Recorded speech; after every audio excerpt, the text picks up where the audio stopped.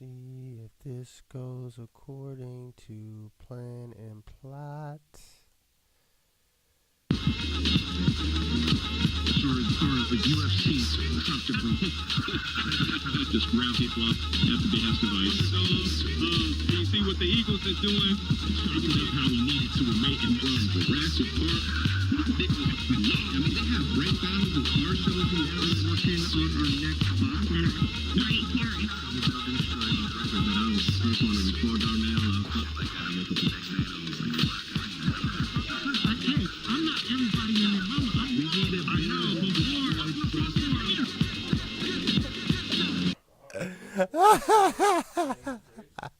Yes, yes. Nah, man, those is yeah, man. Don't be hating. Nah, B.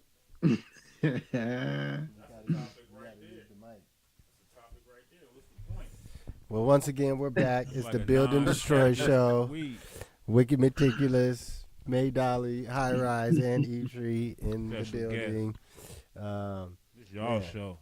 Let me at least start off before we get into it by last week I mentioned No Shave November, and I want to go back to that and apologize to anyone that was offended, because it is a serious thing. That's about men's health and cancer awareness and education.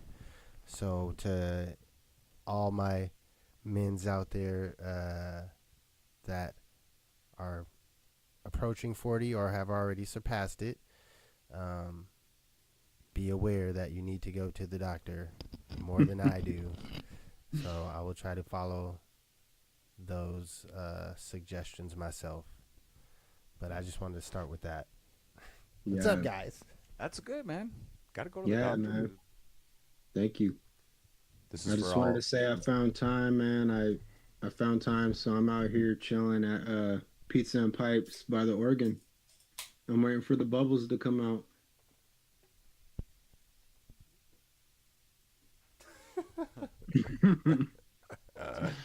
If y'all didn't know the background. He said Pizza and Pipes. That's some old school shit. I could still I'm at Pizza and Pipes by the Oregon. All right. Well, hey, I'm not gonna contextualize. I found I had a serious health problem, and I didn't even feel bad, and I only found it because I went to the doctor. Had to have a surgery and everything. So sometimes you got to go to the doctor because you got to get that blood table done every now and then, especially if you're over 40, because you can have stuff and it might not make you feel bad until you're like in your 50s or something. But if you catch it, and then you don't even have to worry about it. So I can for real testify to that. 100%. I was feeling fine. Yeah, we got to get over that stigma. I was not fine. I was not operating correctly. All right. There's a stigma. For real. There's a stigma with us going to the hospital, and we got to get better with that. Well, that's why I was thinking about it the whole week. It's good to grow your scruff out in the winter anyway, because it's get cold out there. Well, with that being said, we're gonna jump to. Should we start with your topic that we've been holding for you, since it has actually developed more? Yeah, we can. Yeah, I mean. Yeah, that was the other local news thing besides the Raymond Hall thing that I thought we could talk about. I don't even, Let's start with that. The flock safety. So flock in Washington, all over the country, really, the main police surveillance system is called flock. I'm not really sure what that stands for. I'm sure it stands for something. And, it seems like and what it is it's a camera, and it's set up. And it takes, a picture of just every single thing that passes it, and time stamps it and everything. And it's just going on 24/7, 365 all over the country, um, police are surveilling just spots in the city, whether there's been a crime there or not. These cameras have just been put up. So, and then it came out that ICE was tapping into these databases because these databases are searchable, and different law enforcement agencies and really anyone that wants to tap in and knows how can get the info. And ICE was using these cameras without permission and in places that they're disallowed to, like what ICE would say is a sanctuary city, but the city we would just say they have there's a local law saying that they don't help ICE. That's a federal thing. Separate that. So ICE was tapping in and using it without permission, and was using it to enforce and make I guess I don't know, arrests or something. And so the local cities, the police found out about this because a UWT researcher did a FOIA, like a Freedom of Information, and wanted to see what was going on and realized that this was happening, and then city councils that were opposed to ICE using these systems decided to either some of the cities like Redmond and I think Des Moines totally maybe turn their flock cameras off, and then other systems say they did heightened security that put up stops and doesn't allow an agency like ICE to use it. But that's what's going on. And I mean, there's a couple of layers on that story. Obviously, there's the surveillance state that is for sure a reality, and that ties into some stuff that everybody else has known, like the Stingray device, which Wicked could speak on if he'd like to. And sounds like this is just Stingray on Swole. And then you got ICE using it, and who knows else able to tap in and look at people who really aren't accused of anything, being surveilled by law enforcement agencies. That's a slippery slope for sure. And also ICE violating local law, because not all of the jurisdictions around here want ICE meddling around, because that's not what the people want around here. We're not King County, Pierce.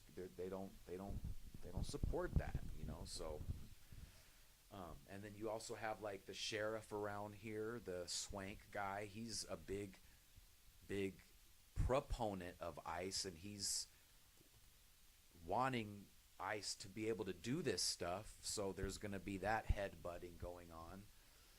And also, we live in Tacoma. Tacoma has not done anything about this. It wasn't one of the jurisdictions named that decided to not have ICE in that system. So that's a problem here.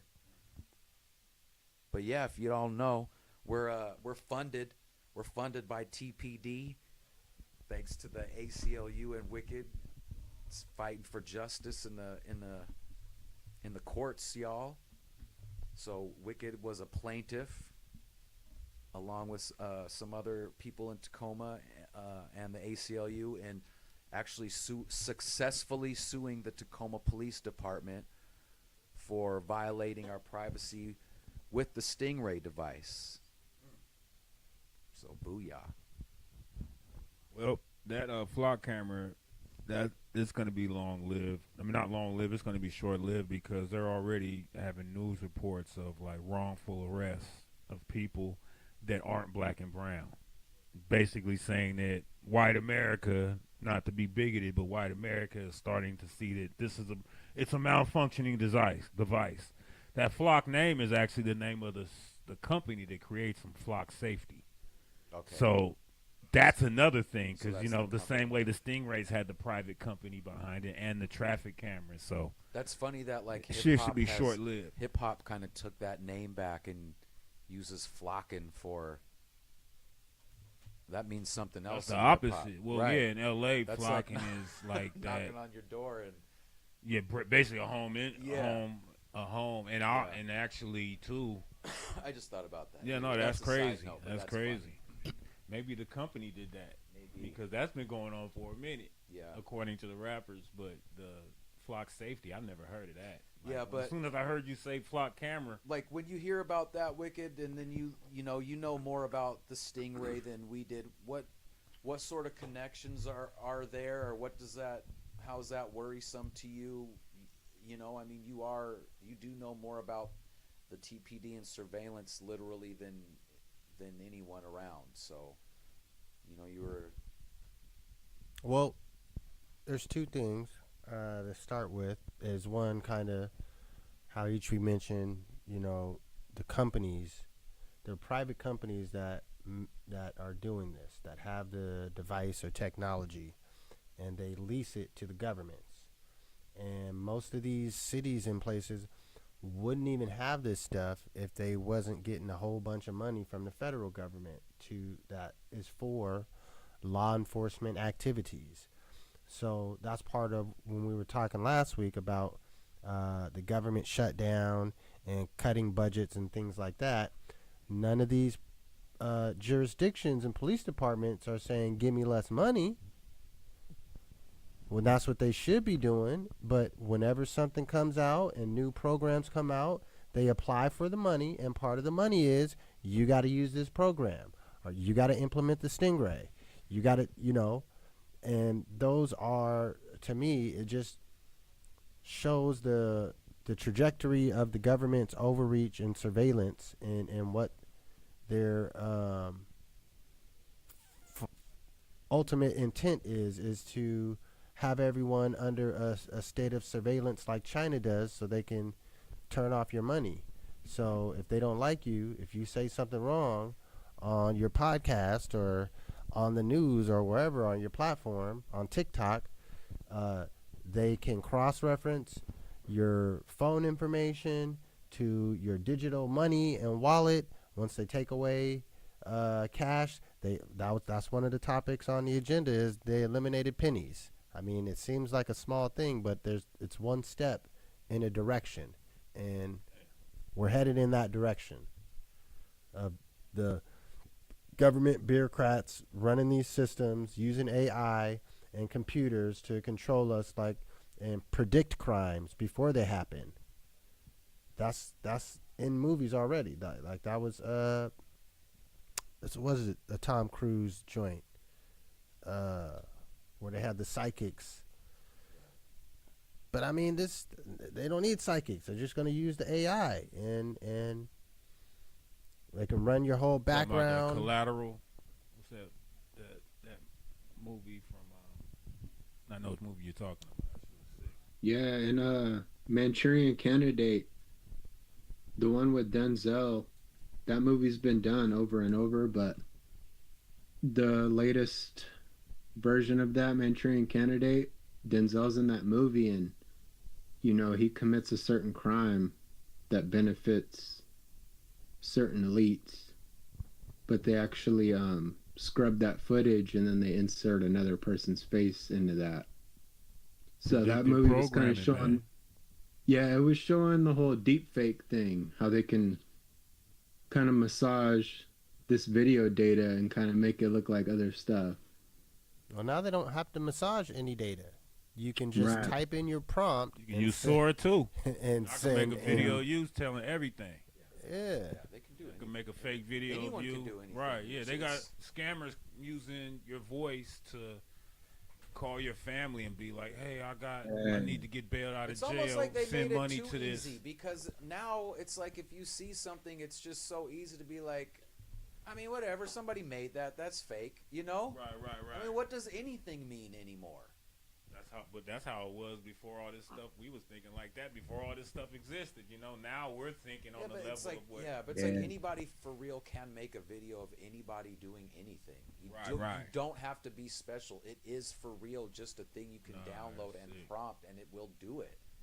And so it's just like, So do you what's think shocking anymore? Do What think, video could you see at this point that you would be like, how do you know now? With that happening, do you think that's going to discredit people saying like, "Hey, I got a video of you saying it"? Because of that? Yeah. See, that's dope. See, I'm glad I think it discredits everything. Like I think it calls everything into question, and I kind of think that is a desired outcome that they want, because when no one knows what to believe and no one knows what's true, then there is no truth, and liars can fucking run around and lie. Yeah. Unchecked.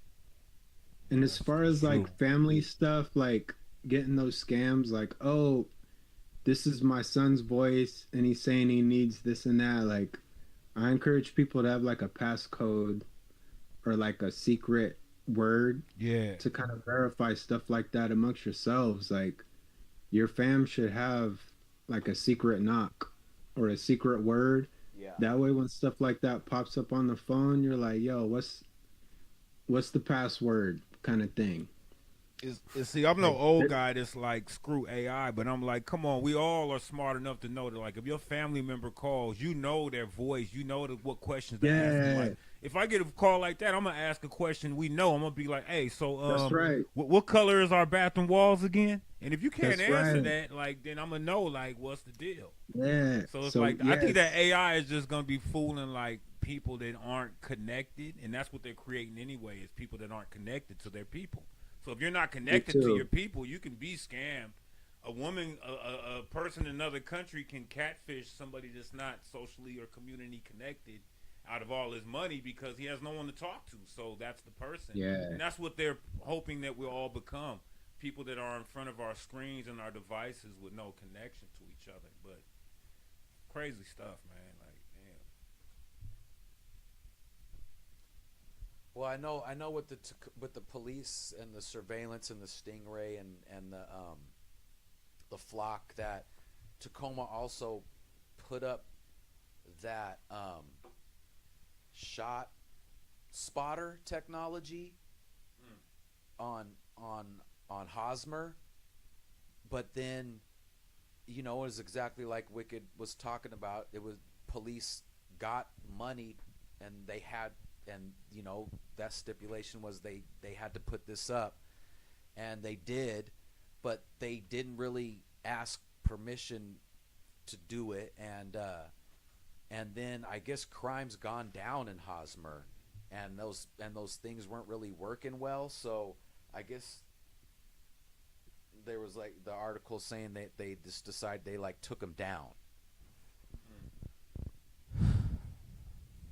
But I know that that technology have problems too. Same type of thing. Listen, man.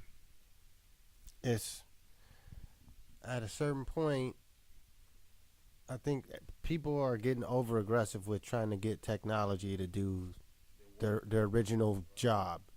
You know, there is a point of using technology to assist you, but you still need to be doing the original job.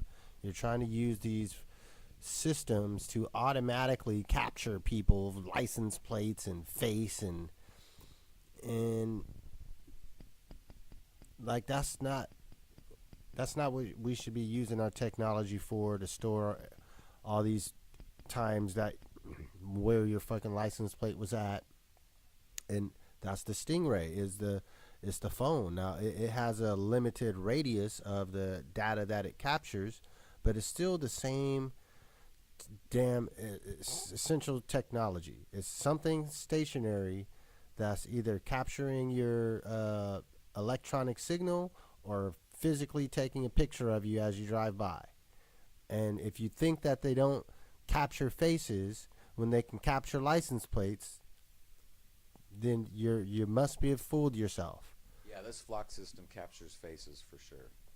And I just want to ask, this is something that doesn't let you know that it's there, right? Correct. Yeah, this isn't like, hey, this is this is me, I'm here, and this is what I'm doing. And then listen, this is funny. Okay, so the reason the UW-T researcher did this is because just a regular citizen, like a watchdog, who doesn't, a surveillance, anti-surveillance advocate, this guy requested the information of the flock systems because he was like, it's just public. It's recording publicly. We have a right to that information. And so, so then the government tried to say, no, we can't give it to you because that would be violating people's privacy. Ha! So, But ICE had already been pulling the data without requesting and it. they're already videoing and recording people without their permission. So therefore, that's the violation of privacy. Once you do that, I have a right to see it. That's not the violation of your privacy, the recorder. So the hypocrisy there of them saying no, that's a violation of privacy after they're surveilling everything. Well, I mean, the ultimate thing is more about it seems like we're far away from it, but we're not. To all the photos that it's got of you, if there's enough of you, it can feed, like if he can request the data, so can these larger companies, and can load that data in and, create. I mean, they already do it with your online activity. You have it's called a pixel. If attached to your browsing on your phone and on your computer, so that's why when you say certain things on your phone, you start getting ads for certain stuff, because your phone is listening to you, and it does know where you go. So once that information can get fed into the larger models, or Google themselves using their network, they essentially could sell anyone's not even just your information, like your whole profile. This is your schedule. This is where you go to work. Like, it's all built into a data card, and it's your whole profile. So they could sell it to bad people too. That's what I'm trying to figure out, right? Like, what's the data that could be sold versus what's the data that's already free? Well, to me, it's more about them pictures and all the information. I guess it's free to request to get it now through that, but you have to have technology to be able to sift through it and decipher it. I see. If you want to just say, for instance, I want to see how many times my license plate was on here. You got to know how to search for just your plate, or if you're looking for faces, and that's just having the technical know-how. I mean, and at this point, you could probably use AI to write a script to break it down in any way that you need to. Okay. So it's like filters, like filtering. Yeah, I'd assume, but my guess is that it has more data though, like the geospatial data, where like it's not just taking your picture, but that picture has a stamp of time and location. So now they can map out your travels. Like, this is how you get to work. This is how you get home. And that's if they don't just pull your information straight from your phone, which is what the Stingray did. And that's crazier to me. Just that they got a device that can just sit there and within range. Well, who's to say that they don't put them two together? I mean, of course. Like, maybe that's could be built into the whole flock safety joint. Captures your. You just put them right next to each other. They're together. Yeah. Sound like they made Karen a camera. Like, now they have a Karen camera. Yeah. Snitchmobile. Yeah, that's what that's sounding like. That be telling on the wrong people too. Yeah. Because that's what it said. Like, this and isn't even just yeah. a Washington thing. Like, it's this company, it sells this equipment. It's all across the U.S. Yeah, and it And sounds like what you're I saying guess the is with the government, when they were trying to not give the information to this guy, they were trying to argue like, well, you can't request the information from a traffic camera or a speeding camera because supposedly they only go on like, they already have some laws about that. Like they're supposedly only go on like if you're speeding at the end, and it's so therefore it's like a crime, so not it. It does. no, fuck You can't that. request it. But this guy was just like, nah, this is just going on.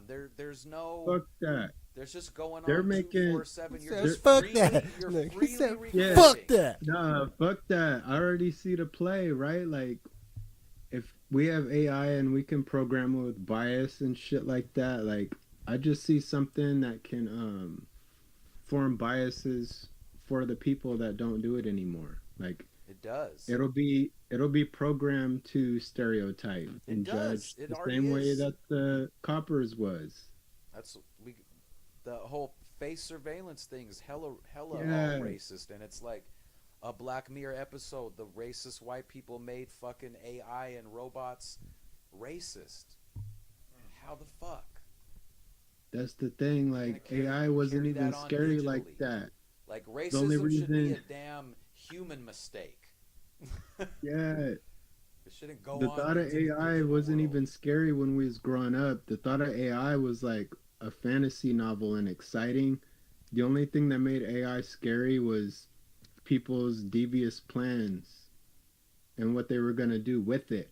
But as far as AI, like, it could be a gift and a curse, but the way that we're programming that thing and the things that we're impregnating it with, like, it's bound to turn on us. Too 'Cause much. we didn't feed it with the best that we had to offer as humans. We're giving it all the toxic and the trash that we have to offer as humans, and it's gonna learn that. But it didn't have to be this way, I feel. I think we're just, as humans, we're developing all this technology and shit faster than we have an opportunity to sit down and think of what we're actually making. Yeah. Like the whole We AI have a track stuff. record of doing that. Like Like, we're over our skis on this one, mm-hmm.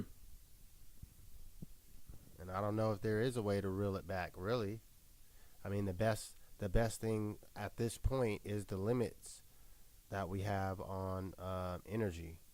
That's the best thing that we got that's going to protect us for a little bit, is that the amount of where they're trying to get this to, at least in America, we don't have nearly even close to enough energy or the grid to support it. Whereas China, that's something different. They've got the energy to power their own shit. Yeah. They made the artificial sun. I covered that on one of the older pods. They successfully created that. And who knows how much energy, they can generate on command with that.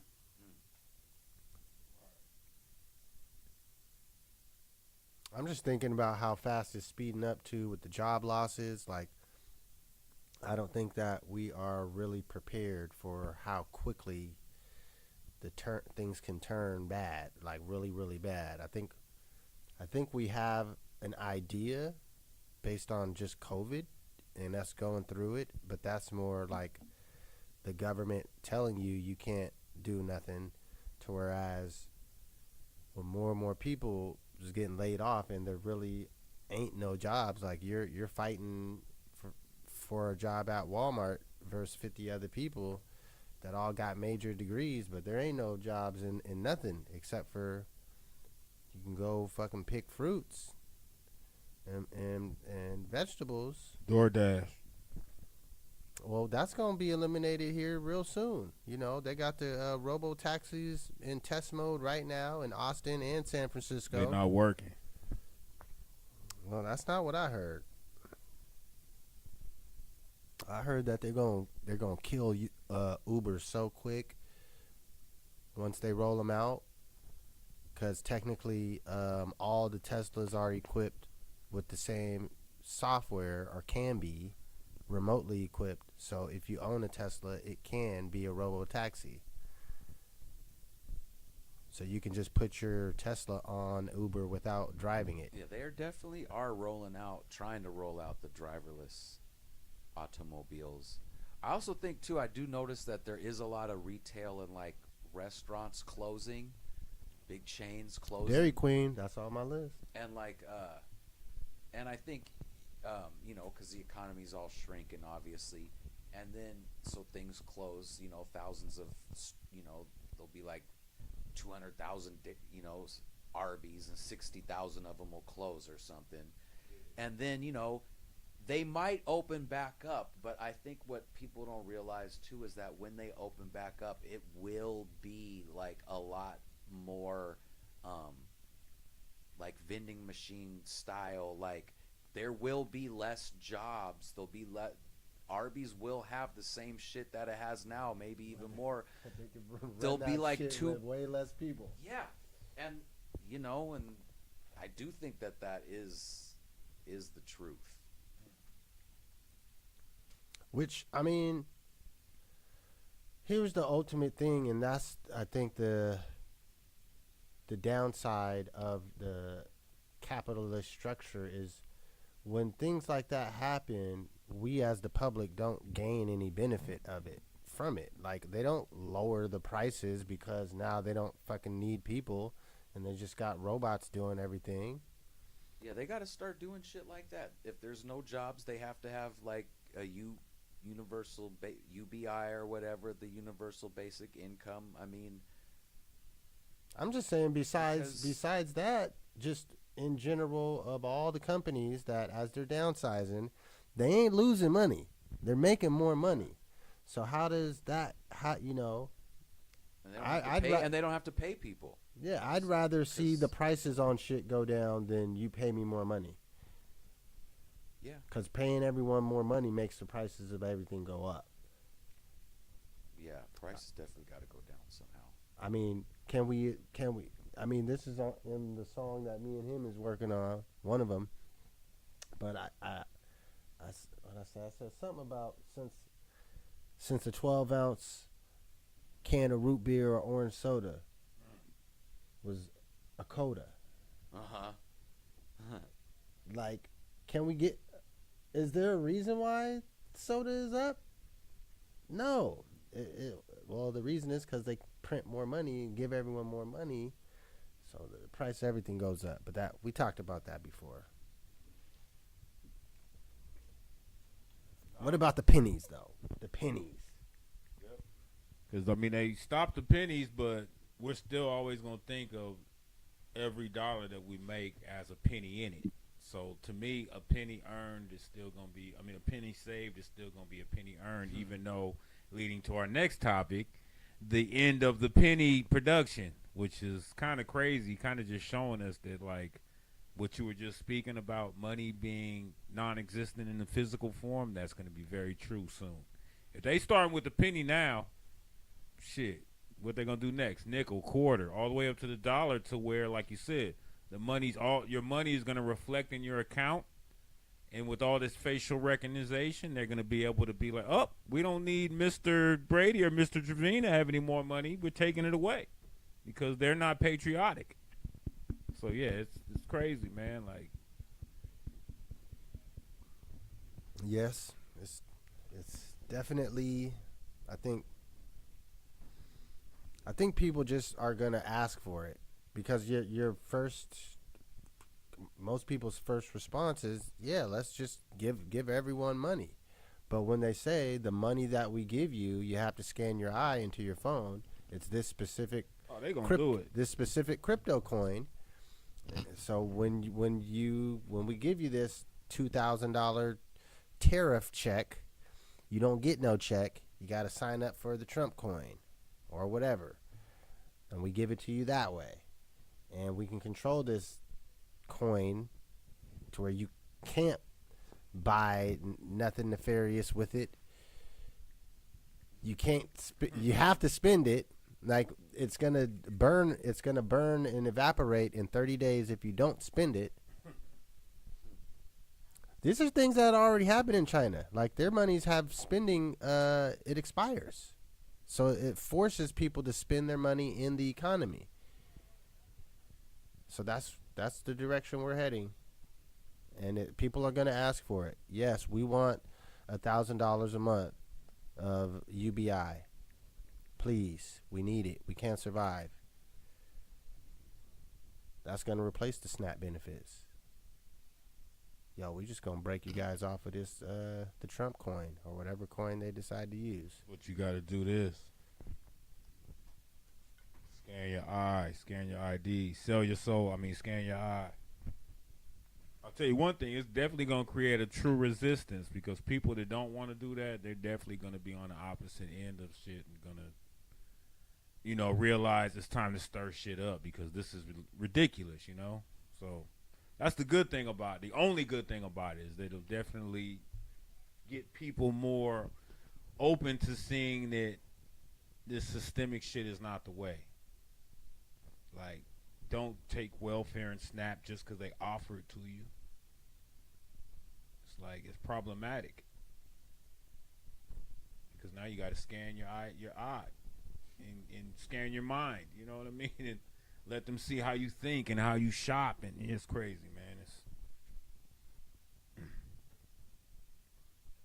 Yeah, it's gonna go to these large companies right now that are in. It's crazy that we talk about flock safety. And I can't remember the name of the company that made the Stingray, but that ain't nothing when you look at Palantir and Oracle. So these are the software-based companies and have AI built into shit. And they're definitely making products that are going to be able to take all of this surrounding information, send it to a database that actually generates the profiles of any. Like it could create a profile of you in 5 seconds. It gets your picture from whoever's wearing the camera. It goes and searches that real quick. Facebook, Instagram, everything. Now it knows your profile on everything. It gathers your phone data from the emitting rays that your cell phone is emitting constantly. So now it's got your phone number, all your social media, just from the police having it on his helmet.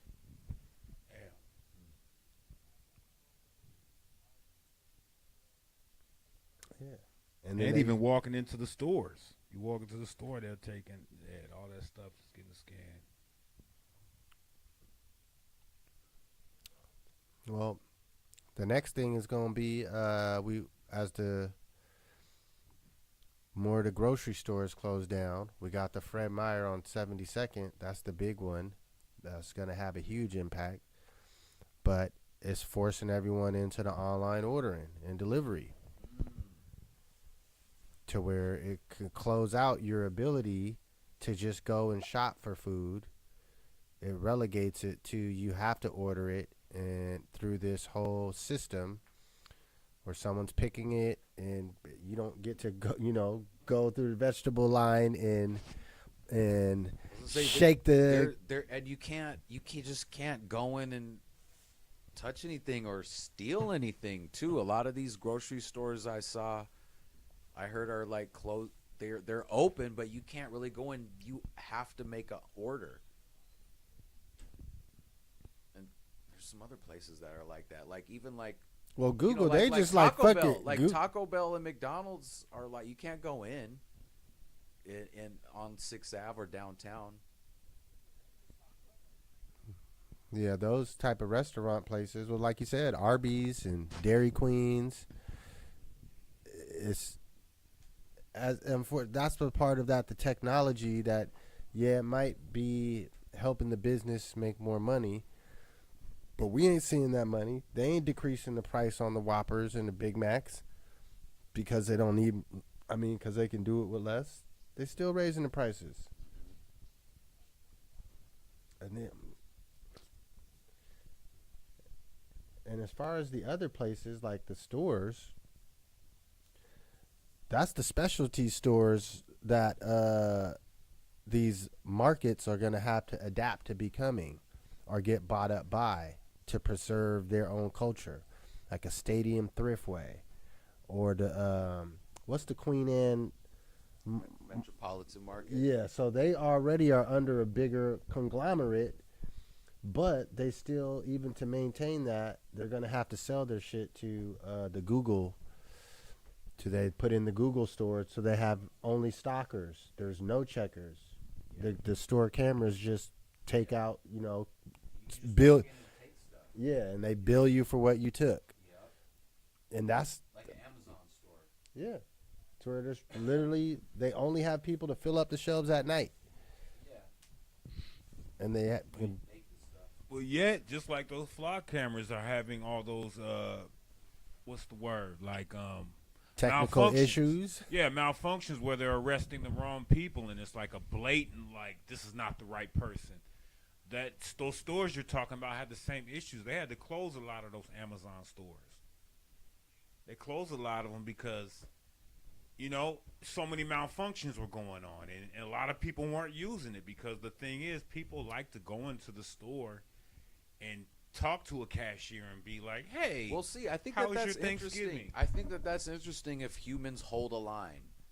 Yes. And just consumer speaking, things don't work if people just don't like them and use them, and there's some line there where stores and just society and culture has to see, like, the people only accept something that's this much percentage human. If there's two stores and one is like 60% staffed by humans and one's 30% staffed by humans, there's some line like a 100th monkey theory where we just won't fuck with one if there's not enough humanity in there. That would be cool.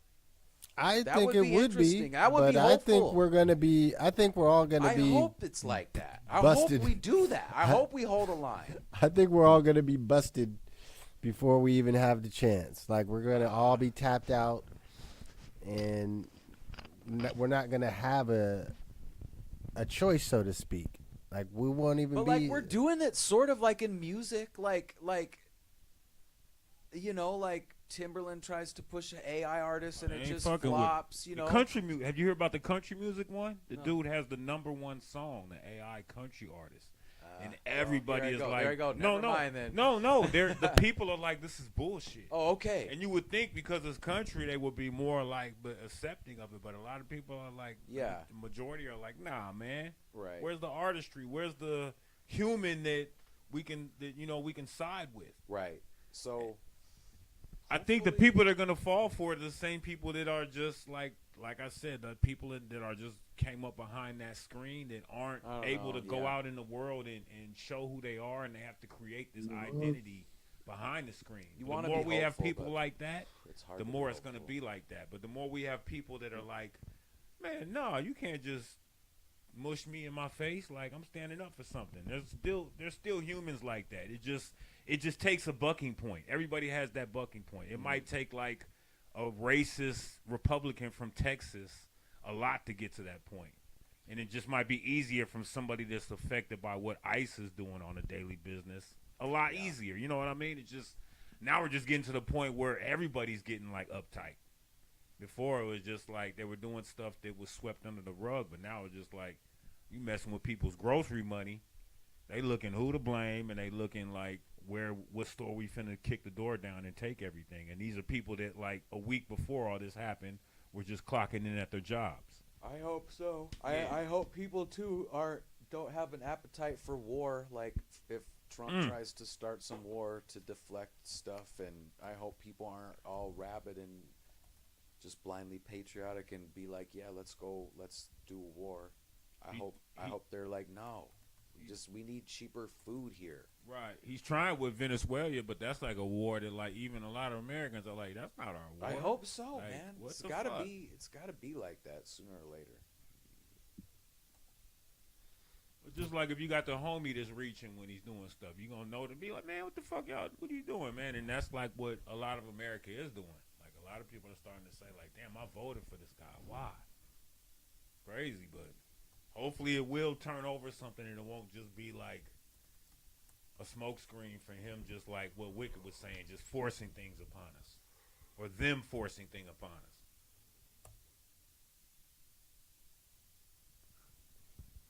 All right. Well, hey, this is a perfect time to segue to our halftime break. We got special joints queued up today. World premiere, huh?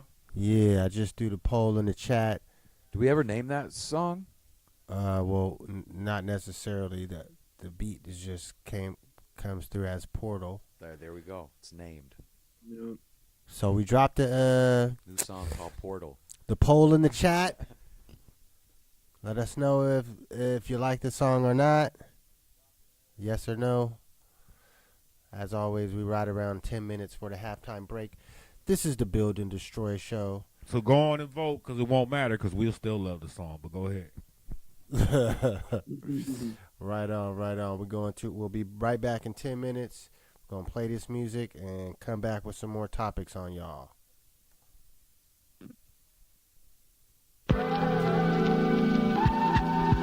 Yes.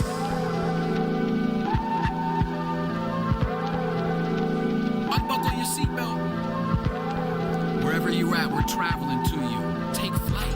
I combust, stardust, then settle back down to Earth's crust. Thermogenesis, using every molecule and atom. When I get atom, chromosomes in poems, quantum entanglements. Past, present, and future is where the time went. Boys spit sriracha, achieve bodhisattva, burn sativa from Giza to Gaza. It's likening to lightning and lightning. R.I.P. to Big Bully OG Bobby slicing like it's rhyming on Clash of the Titans. The art was fact, left in a DAT tape like an artifact. It's actual fact. Moonwalking in a lunar garden. The Big Bang existence starting when the gods rapping avant-garde. Traveling, magic needle in a haystack, stitching a thick tapestry fabric. What's the quality of the thread though? Rumpelstiltskin status, soul searching, portal traveling, magic needle in a haystack, stitching a thick tapestry fabric. What's the quality of the thread though? Rumpelstiltskin status. For stress, creating techniques that's far-fetched. Eternal not like the bee behind the scarred chest. Large and vexed to the cartilage. A fully articulated artist with a lethargic prey. I'm wanted on stages, it was stated. Went away for a bit, now I'm staying for status. Pilot pen calligraphy, code written with history. BAD symphonies, relayed when the beats played. No slipping like Urkel, rehearse the virtuals. Rhymes pack you inside the verses curfew. Soul searching, portal traveling, magic needle in a haystack, stitching a thick tapestry fabric. What's the quality of the thread though? Rumpelstiltskin status, soul searching, portal traveling, magic needle in a haystack, stitching a thick tapestry fabric. What's the quality of the thread though? Rumpelstiltskin status. Once the light bulb over your dome clicks on, but you can't clean your kicks off if you still stuck in thick mud. Feeling like quicksand, yet you grinding, trying to finally fit your feet in a financially fixed stance. Exit the bog fluid, walk out a bob to it. Play your cards right and let the chips land where they ought to it. It feels kinda awkward, that's all good. Just never try to Euro step into the dark world. I hope you hit a bunch of home runs in October and stay focused on the game when all of the hoes show up. Don't let nobody divide you from your plus. Everybody hates Julius, carry the shoulder. The remainder of the equation is Aya. To the east, to the east, to the east, to the east. Tony Rose killed a beast, so I paid a stack for it. That's some more nigga did it. Even if you ain't with it. That's some more nigga did it. Nah, I ain't playing around. I be on my town shit, laying it down, Nah, I ain't playing around. I be on my town shit, laying it down. From the north to the south, to the east, to the west side. From the north to the south, to the east, to the west side. Nah, I ain't playing around. I be on my town shit, laying it down, Nah, I ain't playing around. I be on my town shit, laying it down. From the north to the south, to the east, to the west side. From the north to the south, to the east, to the west side. Y'all, I'm reppin' for the tech town, 80s baby, TG, a true general. Check my background, now cool out, and get the fuck off my genitals. Everything I touch, gon' be a classic. Pedal to the metal, heavy foot, I be gassing. All about that action, I love the reaction. Money to the bank, I'm laughing. All I had to do is follow my passion. Boss is the click and we be mashing. From the tag to the bay, we on it. I'm on my diplomat, boy, we ballin'. True putting work, you ain't talking about killing. Stay money motivated, steady stacking your millions. My clique hit the scene, you know we holding the line. While your crew breathe snitches, yo is breathing a lot. My clique breeze thrillers might jack on the spot. Moonwalk on your face just to show you who bad. Told you little Samoa nigga, now you know who that. Hanging loose with the fans, stated nothing but fast, Nah, I ain't playing around. I be on my town shit, laying it down, Nah, I ain't playing around. I be on my town shit, laying it down. From the north to the south, to the east, to the west side. From the north to the south, to the east, to the west side. Nah, I ain't playing around. I be on my town shit, laying it down, Nah, I ain't playing around. I be on my town shit, laying it down. From the north to the south, to the east, to the west side. From the north to the south, to the east, to the west side.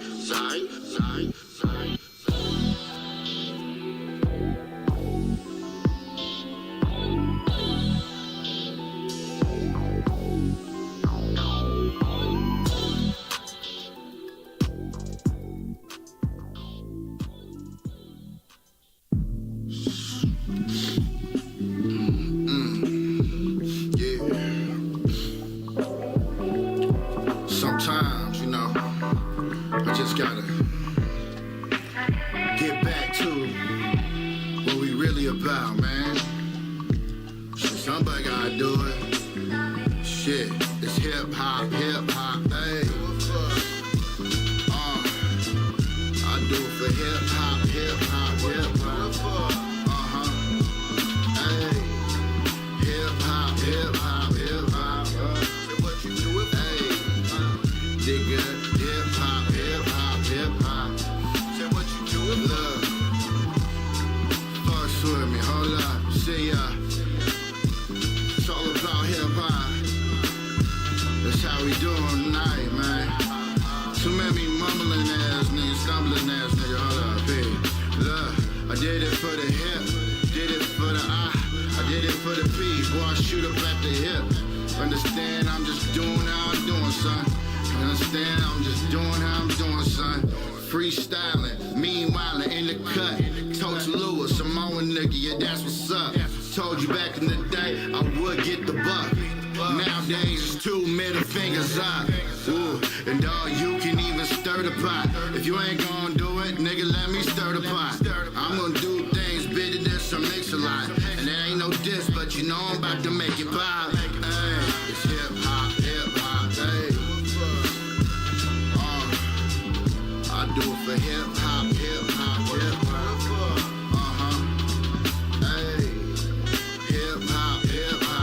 hop. Say what you do it, hey. Nigga, hip hop. Say hip hop. Look, I just did it for the nigga. Hip hop.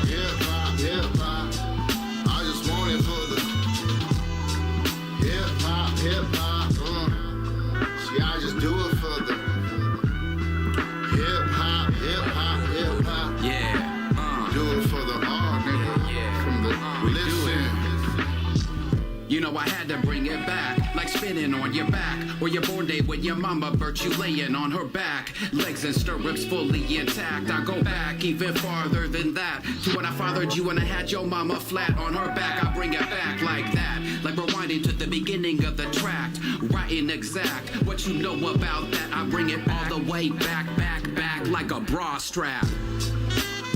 Just hip hop, hey. I do it for hip hop. Hey, hip hop.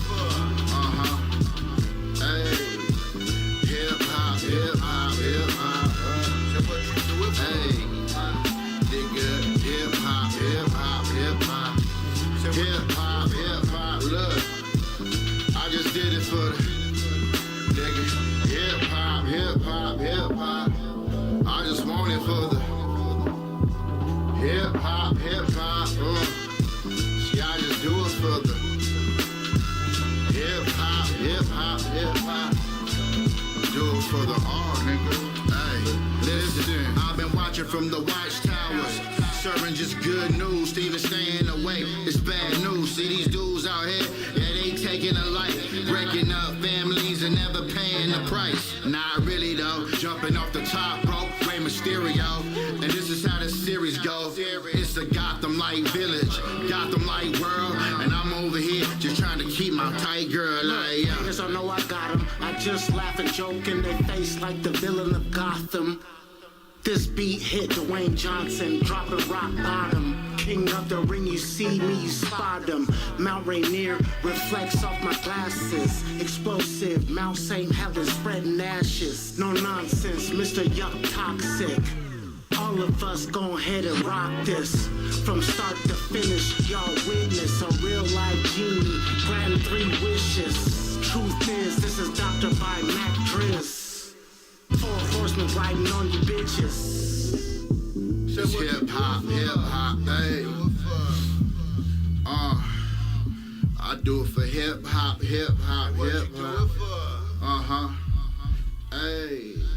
hip hop. Totalua. Hey, Rest in peace. nigga, hip hop. Yeah, we got one more in the cut. It should be. Maybe not. Maybe they played it. Yeah, I think that was the last joint. Welcome back. Halftime is over. It's the Build and Destroy show. If you ain't already subscribed, tap that button. Please, we are almost at 100. 100. Bring May back in here. Oh. And let me get that camera back on. These guys ain't even back. Let's start it up. What's the tell me your opinion, because I know you listen to this, of the Red Bull Cypher. Which one? The new one with YG, Mozzie, and J Rock. Yeah, it wasn't bad enough to have me turn it off. I was locked in and engaged for it all. I don't know, man. I'm a sucker for ciphers in general. So I love seeing MCs gather and spit their latest and greatest. Yeah, I mean, I thought it was good. Same. I enjoyed the gang affiliation camaraderie. Yeah. Even though I'm from Hilltop, we're a blue neighborhood, but That's right. I'm not affiliated. So I just appreciated their them also being tenured artists. Like, they're not like new guys coming in. Agree. Trying to catch some wave or catch some buzz. They're coming in like, yo, we can rap. Yeah, they definitely activated a side of my DNA that it lays dormant until I hear stuff like that, and then it activates it. But not to cut you off. No, I was just saying, shouts to the hoods and shouts to the blocks. I heard also in there that I thought was interesting is them speaking upon addiction and quitting certain substance that they had going on. Like at least two out of the three mentioned it. Yeah, our generation is tough because I'm learning that we're born where we can consciously choose if we want to continue certain generational traumas and cycles, or if we want to put an end to that for our kids and their kids. And I noticed that recently. I'm not sure how far the age gap goes, but most certainly, people that put on that cipher, they're in our age group. They are our peers as far as age is concerned. And a lot of us deal with the 80s babies crisis that was laid upon us. And bless the families that were afflicted by the crack epidemic and everything else, etc. The banging, everything. We are products of that. And we carry guilt and trauma, and we are afflicted. But again, we are also the generation that gets to decide if we want to put our foot down or continue that and put another quarter in that merry-go-round. So I do applaud anybody that's from the 80s that expresses art in the rap form, putting their words out there. I'm glad to hear MCs getting to that point in their life where they're like, I gotta educate the babies, and I gotta it's almost a purge in a sense. Like, I gotta come clean, and I gotta be able to tread new waters, and I gotta blaze new trails. So I like when hip hop goes into undiscovered territories, and I want more of that. Putting not so much trauma dumping, but I want more personality and stories within rap that we can learn from as humans. So I love when artists share their stories. So I feel like we learn. In the beginning, it was an oral tradition and an oral history, and I feel like we do need to write songs like this and educate the youth. And again, that's why we were kind of getting at Andre 3K is, we're not mad at you for backing out. We're just mad because we know you have stories that we could benefit from, and we don't want our elders silent or mute. And whether or not you want to face it, we are elders in training. We're going to be the next elders soon. So we need to keep our teaching game on point, and we need to help relay these messages that keep the forward movement.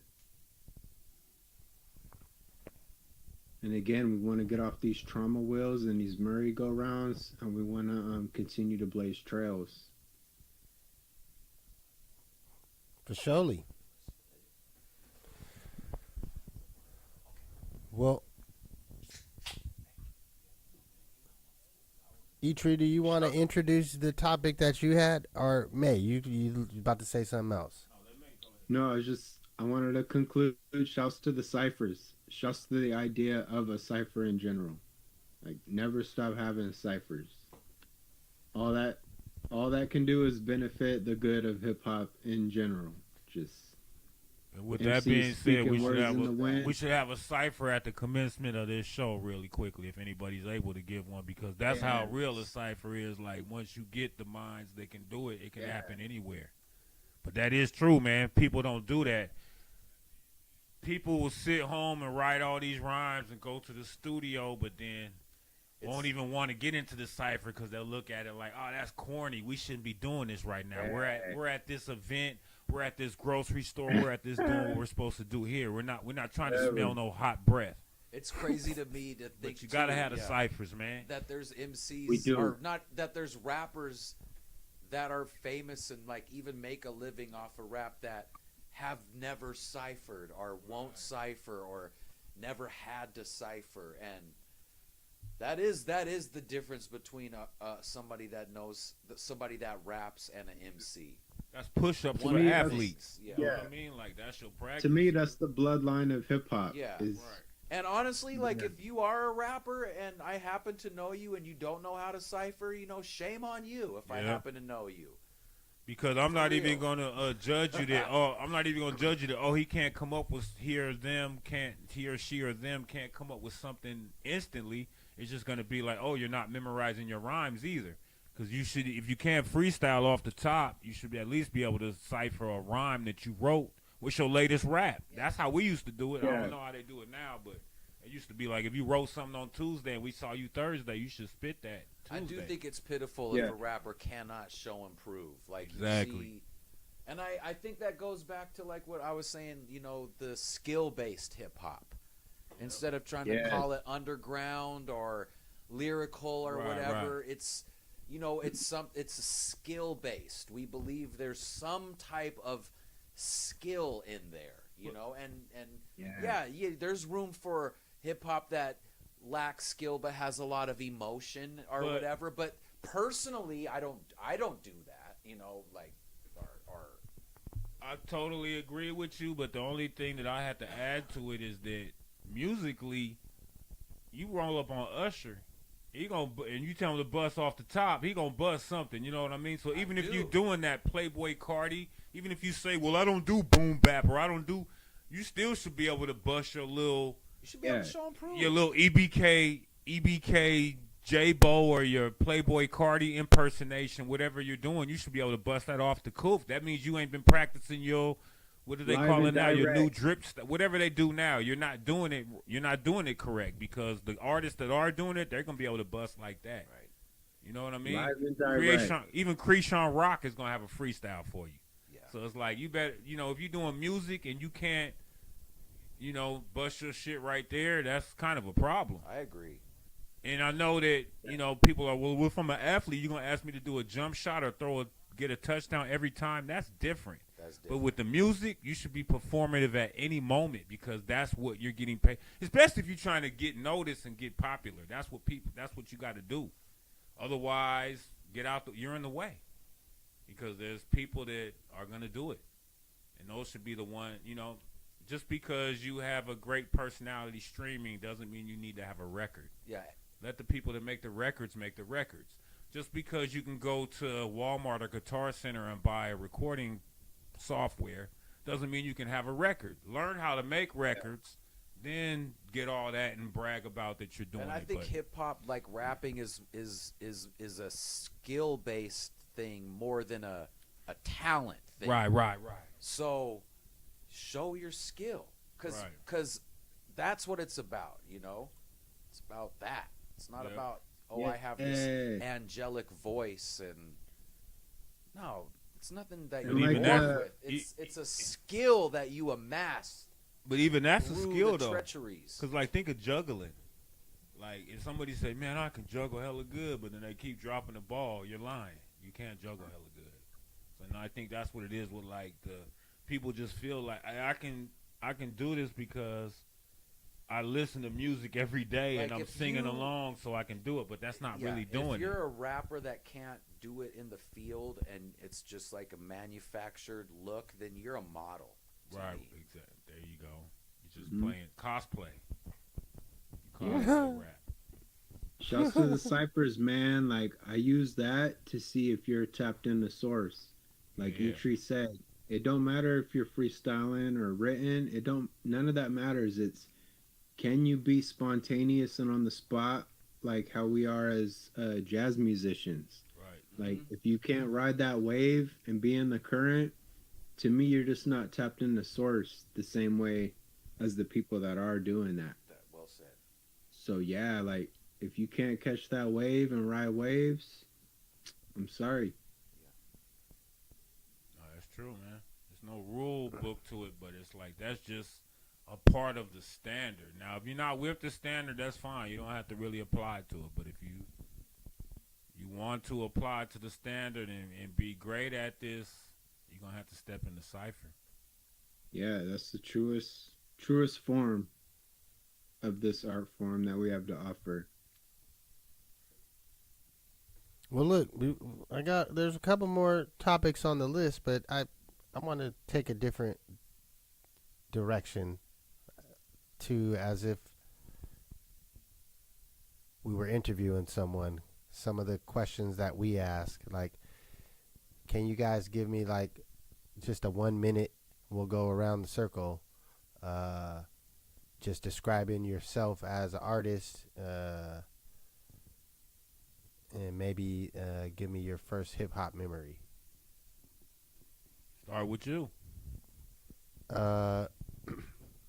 Wicked Meticulous. I'm an MC mostly.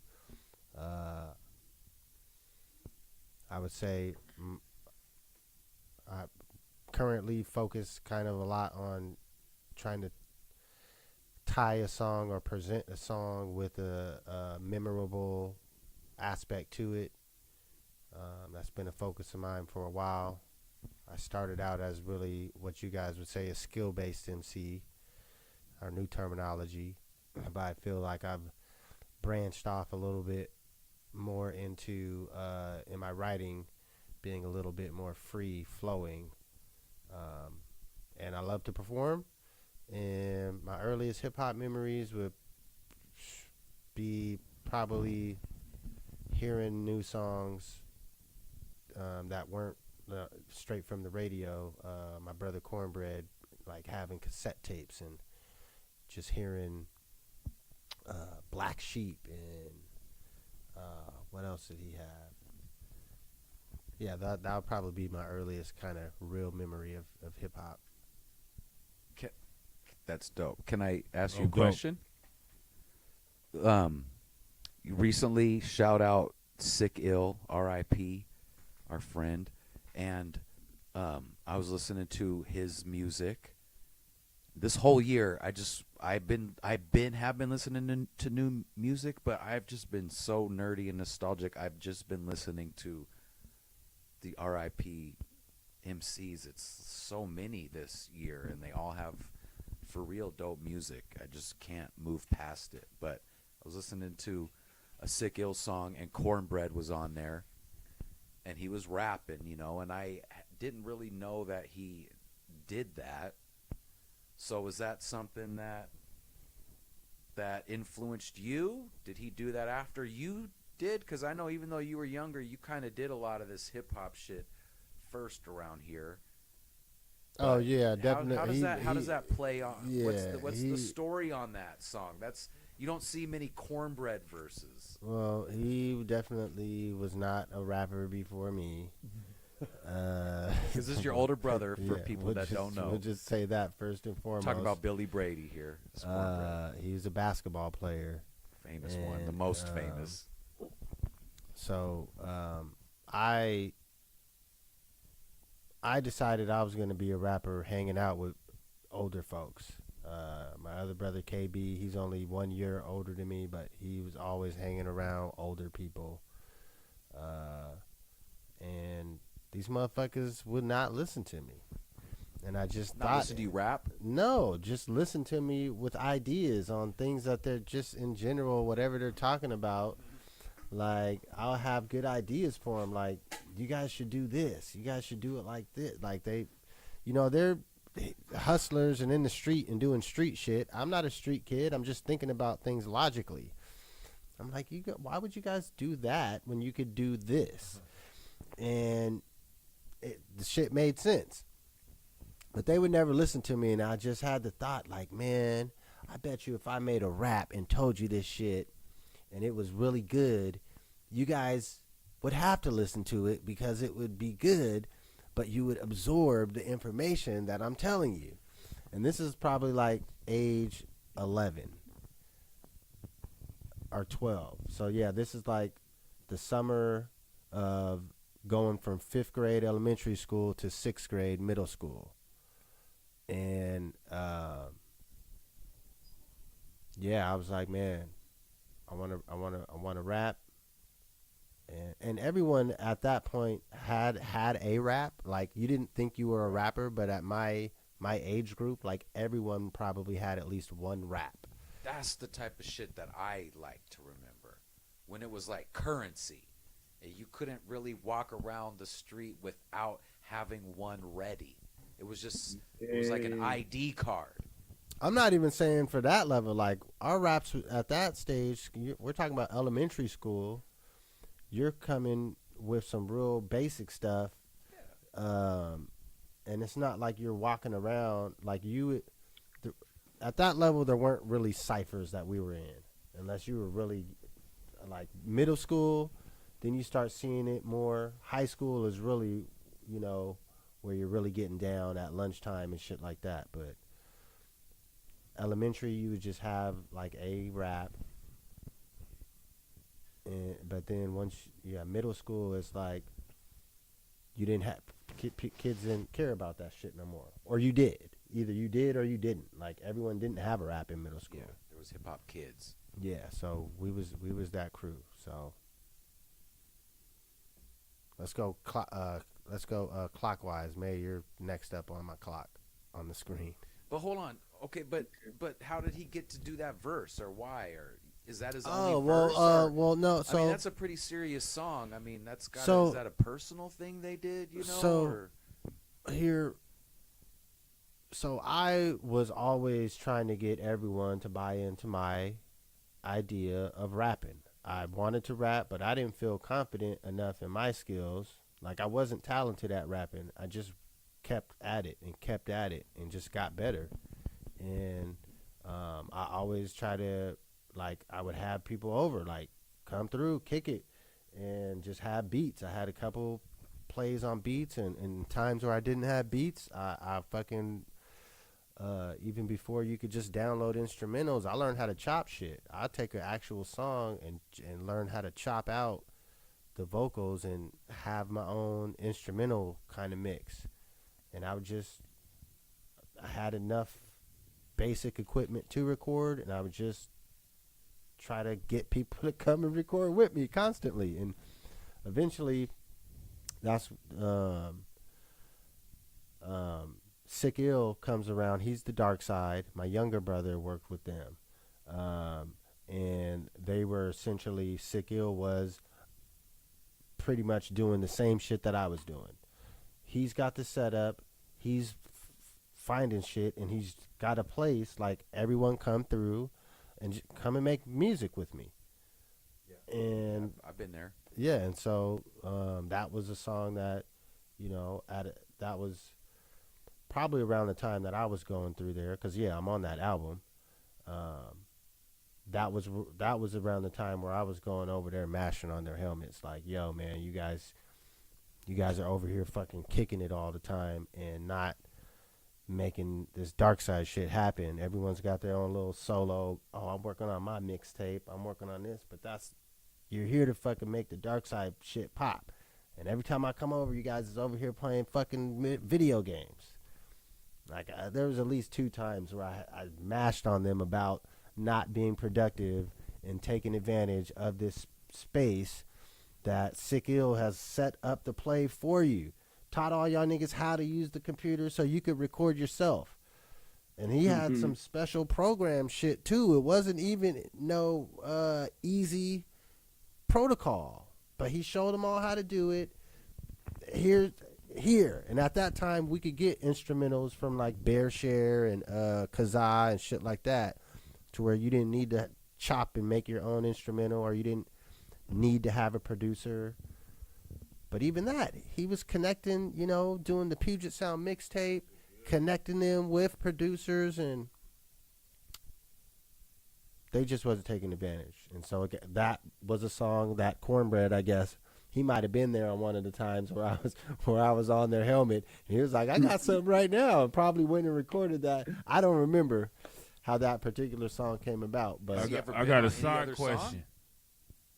Well, he's recorded on a couple of songs with me. I mean, like I said, I got a side question.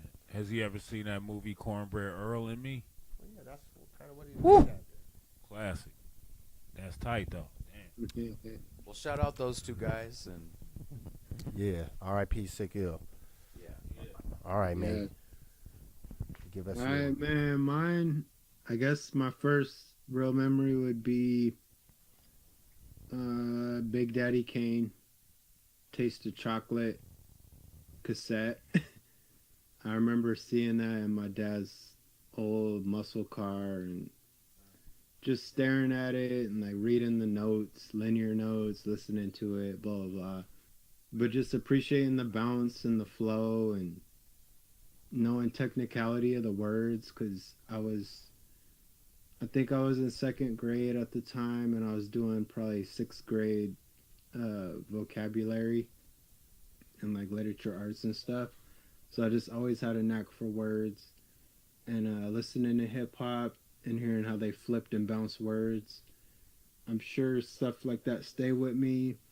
I really didn't touch hip hop as far as like creating it until my grandparents died in around 2000.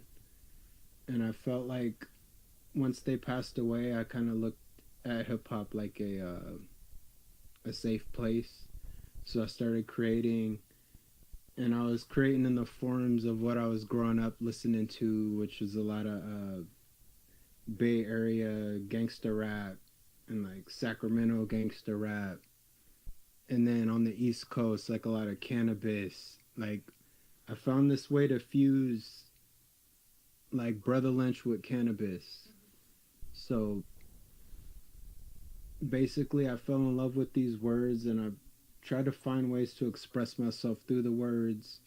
I'm big into art, drawing, painting. I love and adore Salvador Dali.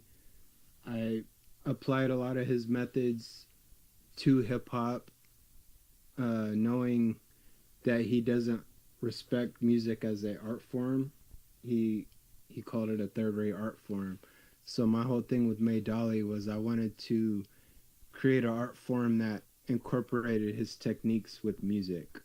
It's almost as if May Dali is the person that co-signs music as an art form. Because in the art world, painting is dominant. So I basically have been applying these paranoid critical methods to music for a long time. And I'm from the blog era. Unapologetically, I blog, I journal, and a lot of my music is that. I have found a way to audio blog and to write journals in audio form. And a lot of people that tune into my catalog or listen to me will understand that they're just following a daily journal or like a newspaper. So I appreciate and love hip hop, and I've treated it as a way to vent and get off feelings and emotions that I may not want to share in public. But the truth is, if anybody listens to me, they'll know everything about me because I share it all. And I bleed it on the track, and my favorite artists are the ones that do that as well.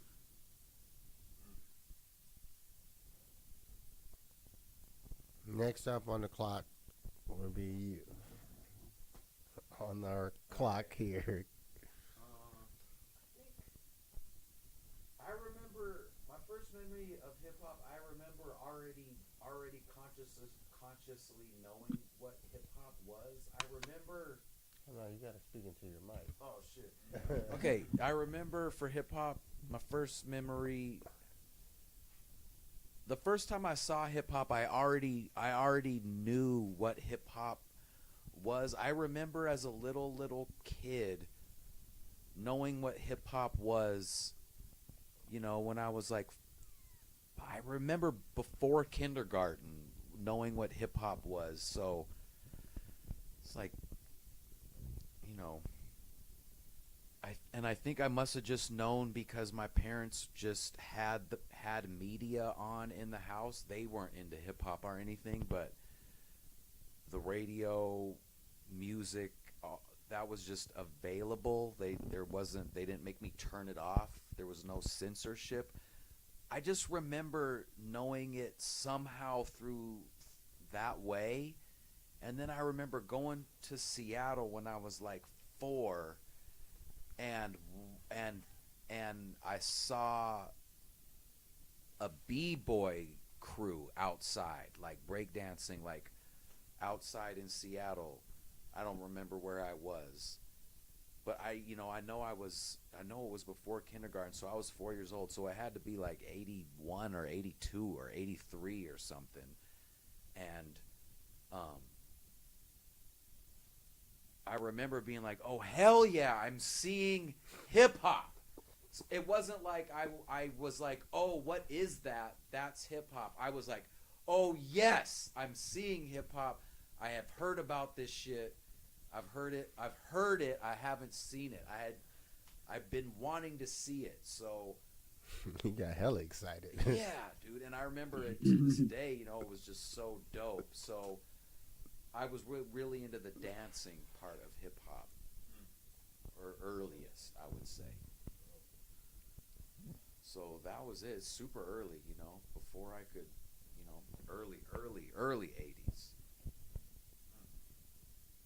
And describe your artistry. Are you Okay, well, yeah, I came in to hip hop as a fan, and as a dancer, I would say, next, and as a part of like a hip hop crew. To me, being down with hip hop is like being down with people, a crew, a community. We talked about this a little, like with K-Do, you had a friend that was an MC, a friend that maybe could make a beat, a friend that maybe messed around as a DJ, a friend that maybe did art, a dancer friend, and like that was your friends and that was your crew, and that's who you like did hip hop with and did friend shit with. So I was a part of one of those, shout out Mr. Vaughn and Phil and Big Hershey, and I consider that wonderful. And then I I met Justin Jenkins in middle school, who was cousins with Wojak, and I was able to see like Wojak and Criminal Nation way early, kind of way before I realized what was happening even, and that really got my motor running. And then I was way into hip hop from that point on, but I was into fucking Wojak first. That was like the first MC that I thought was dope, that I really sat down with my friends and bugged out and nerded out on the lyrics. And then I listened to like Tribe Called Quest and all of that shit, I feel like, in my mind. And so then I got into poetry because I liked hip hop, but I just never thought I could do it with the beat or whatever. I just didn't think that was just in me. So I got into like Def Poetry Jam and all of that stuff, and me and my sister. And that's when I became an artist, I would say, too, as a poet, as a spoken word poet, like a slam poet. And then, though I was still friends with so many people in hip hop, that they just would encourage me to do that musically, and that is basically just when I would start to rap.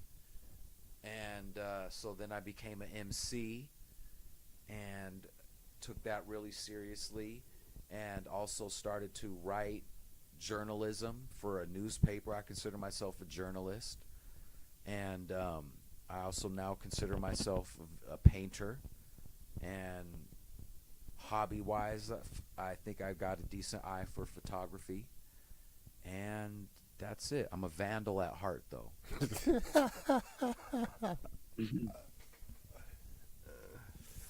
That was funny. On to the last person in the clock.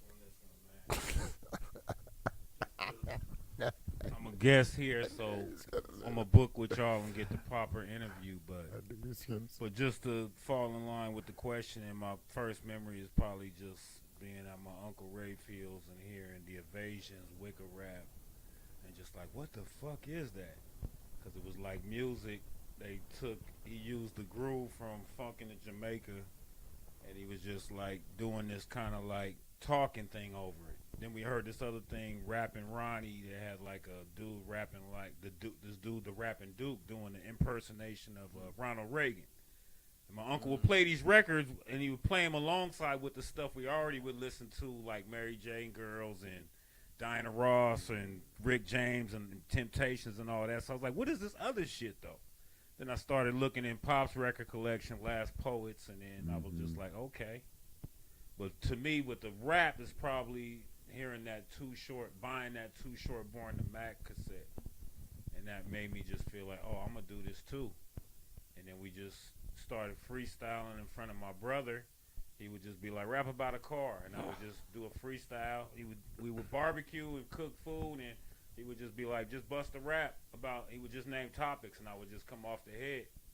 And that's all I really cared about. I didn't care about all that other shit like making records and doing shows. And of course, as a kid, you get into the breaking and stuff because that's everybody doing. But for me, the rapping was the thing that I really could do. And then because no one would give me beats, I started making beats. And then my next passion was the beats, because you're finding out, you're in your relatives' record collections, you're finding these, you know about the cookout shit like Mary Jane Girls, Diana Ross, Temptations.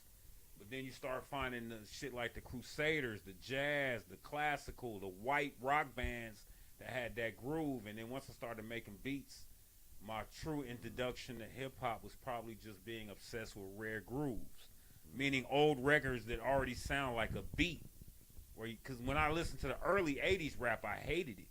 Like Run DMC and like Houdini, because all the beats were drum machine, and it sounded electronic. But I loved the sound of the rare groove stuff because you could hear it was funky. It had like that. And then I got obsessed with P-Funk. And that's really what got me into wanting to rap, was listening to George Clinton, P-Funk, Parliament.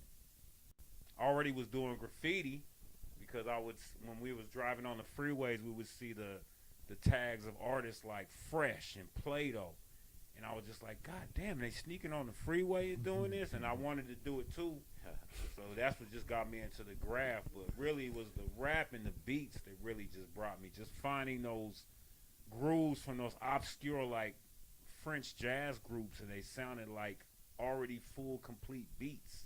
And I was like, oh, that's the same loop that Public Enemy used. I was like, that's crazy. And then you start realizing that in the Temptations record, there's a Public Enemy's loop. Started looking at all the tape covers and seeing what samples was used. And I was like, oh, that's what I want to do. I just want to find all these records. Naturally, I just started making beats. Had like a couple of tape decks and was just doing the tape loops. So really, that's what got me in, just the beats. Because when you had a beat, man, you could just rap to it. I didn't have nobody beatboxing for me, so I always had to have a little loop. And one of my favorites was More Bounce to the Ounce, Roger. We would just loop that up, and just, my uncle would be like, go ahead, this guy rap. I don't know what the fuck he talking about, but let him rap. But yeah, man, that's it, man. But like I said, I got to get with y'all, man, because one thing I love about you guys, you remind me of when I would hang out with my guys, and we would like look for records.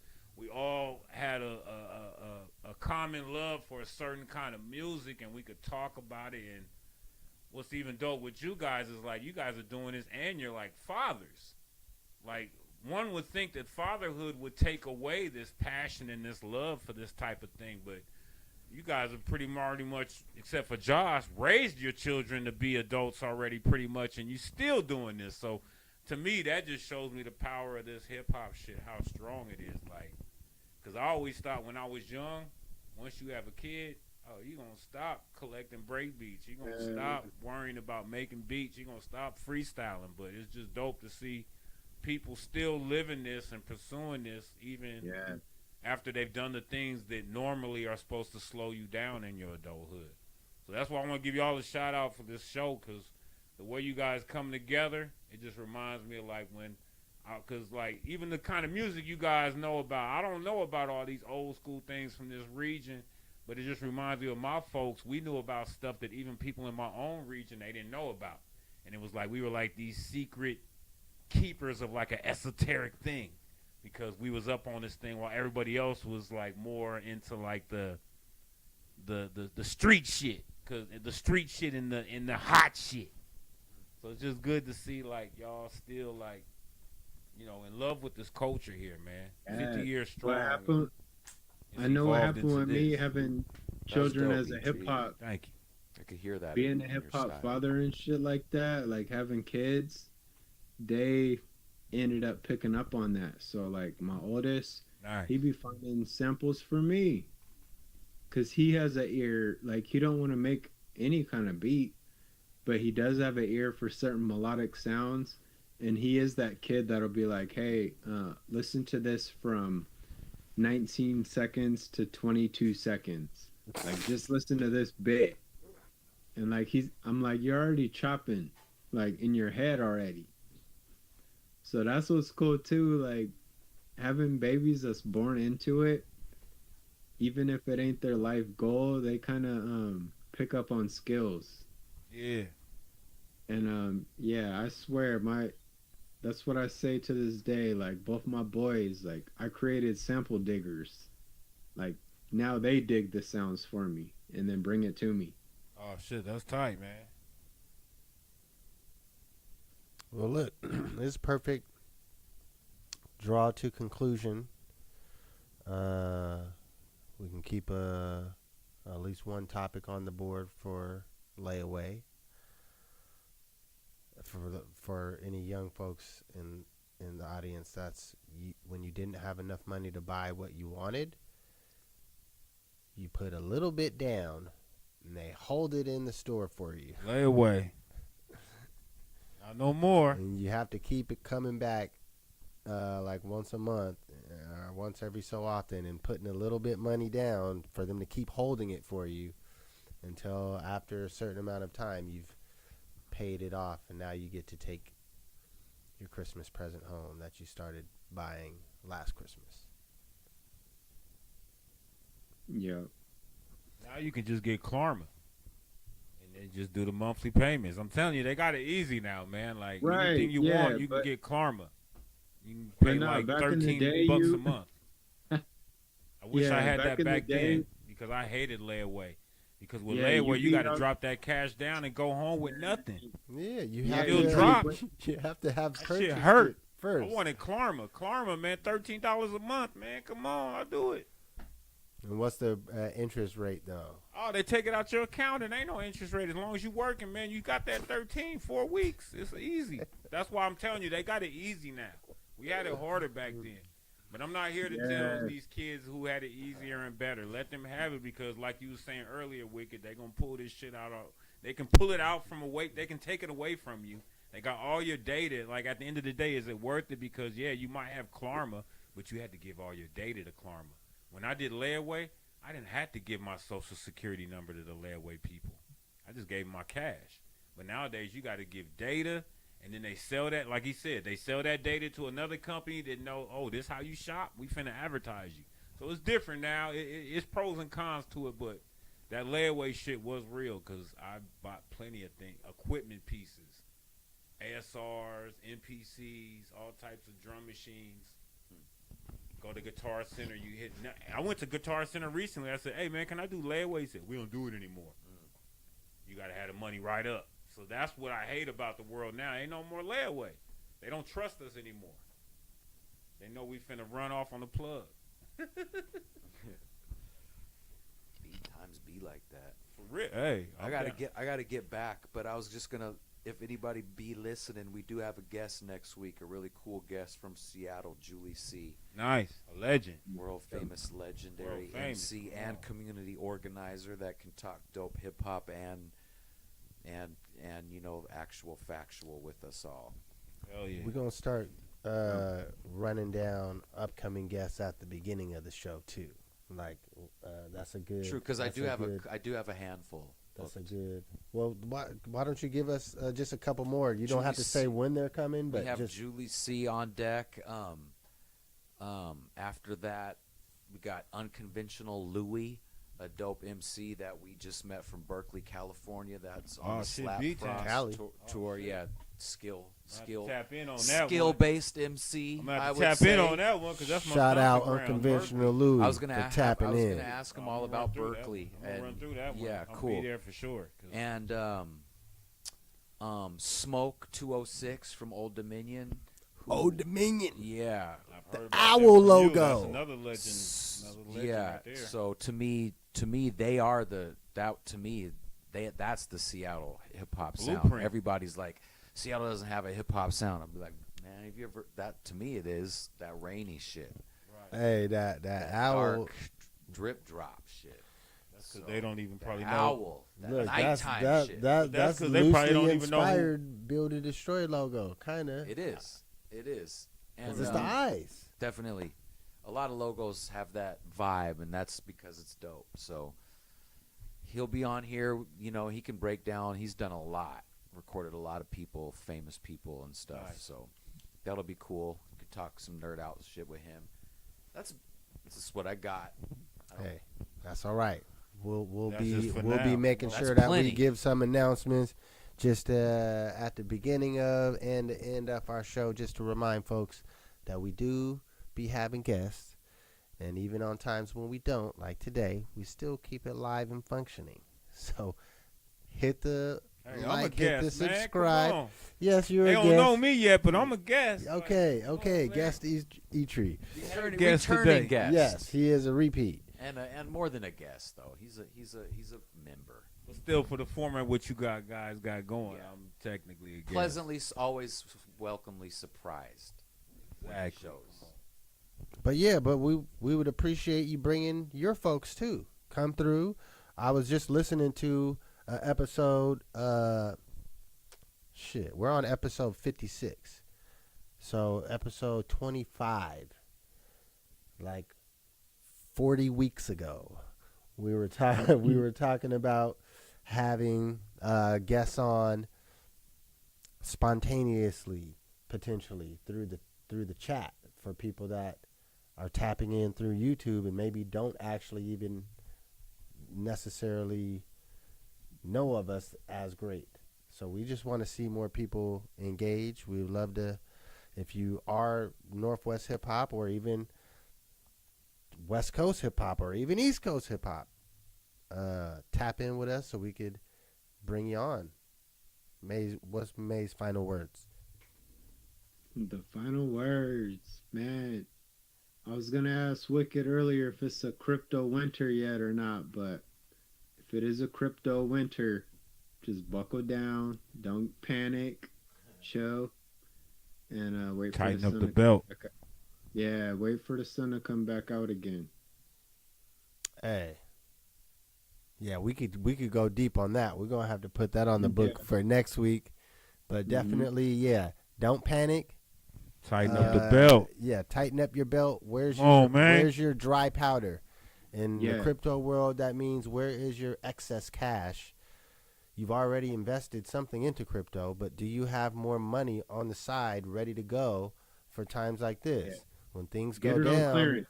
yo, Yeah. we're Get it looking on at clearance. 93. Shit, it's under 100 on Bitcoin. Yeah, You get it got on clearance. Ethereum close to 3. Come on, man, it's gonna get to 10 within the next year. A penny saved is a penny earned. So yeah, we'll Yeah. end it with that random crypto rant. Once again, this I'm is the about to Build make and some Destroy dope art show. with the pennies I got left in all the drawers in my house. Hey, I got Hey. Collage or something. Hey, you if should they're no do it. more, You should know? do it You because don't want to spend them. You don't want to turn them in. no, 'cause you they want don't- to They're not giving them back as change. look through and see you if you should got do it any because it before could be used as 1982. art for a single cover. It'll be more rare and rare every year. Even they'll be cool. You know, give your great grandkid a penny. Be weird. Be like, what the heck? Yeah. We spending satoshis. All right, folks. Tap in. It's the Build and Destroy show. We'll be right back at you next week, every Sunday around 5 p.m. Pacific. You already know what it is.